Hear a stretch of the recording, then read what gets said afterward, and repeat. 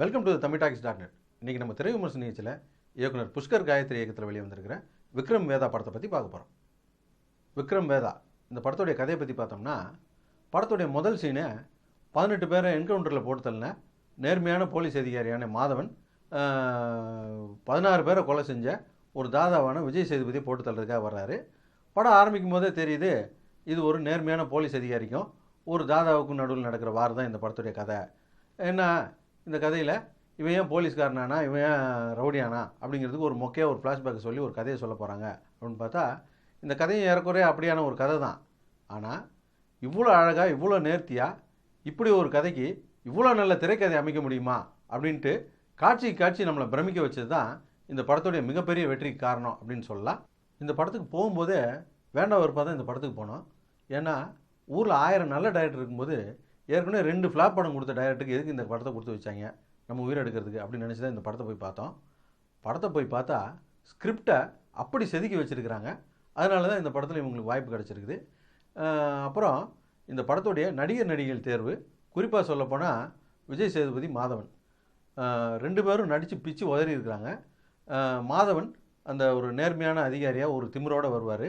அவருடைய நடிப்பு நல்லா எடுபட்டதால் மட்டுமே தான் அவருக்கு ஈக்குவலாக விஜய் சேதுபதி நடிக்கும்போது அதை ரொம்ப நல்லாவே ரசிக்க முடிஞ்சுது. விஜய் சேதுபதியோடைய நக்கல் நையாண்டி அவ்வளோ அற்புதமாக பொருந்திருக்கு இந்த படத்தில். அதுவும் போக இந்த படத்தில் மியூசிக் ரொம்ப அற்புதமாக அமைஞ்சிருந்தது. ரொம்ப நாளைக்கு அப்புறம் ஒரு தீம் மியூசிக்கு படத்தை விட்டு வெளியே வந்ததுக்கப்புறம் கூட நம்ம காதில் ஒலிச்சிக்கிட்டே இருக்குது. அதே போல் வசனம், மற்ற நடிகை எல்லாருமே ரொம்ப அற்புதமாக பண்ணியிருக்காங்க. இந்த படத்தை பற்றி சொன்னால் நிறையா சொல்லிக்கிட்டே போகலாம், அவ்வளோ விஷயங்கள் இருக்குது. அப்புறம் நீங்கள் படம் பார்க்கும்போது உங்களுக்கு ஒரு த்ரில் இல்லாமல் போயிடும். கண்டிப்பாக இந்த படத்தை போய் பார்த்துருங்க.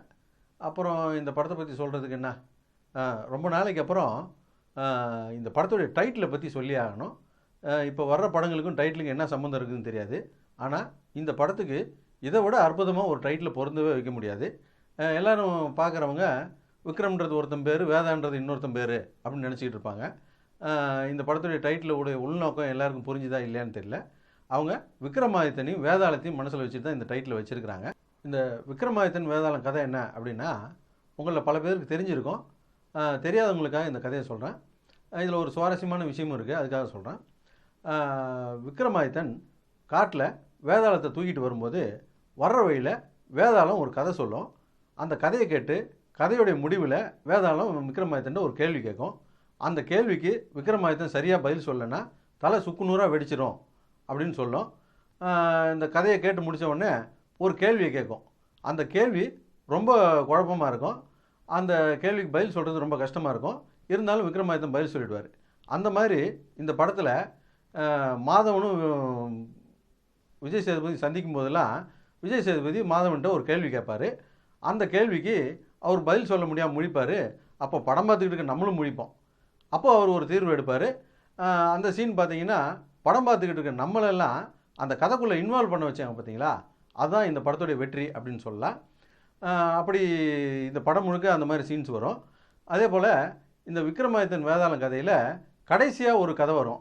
அந்த கதை என்ன அப்படின்னு சொன்னால், ஒரு அப்பாவும் மகனும் காட்டு வழியாக நடந்து போய்கிட்டு இருப்பாங்க.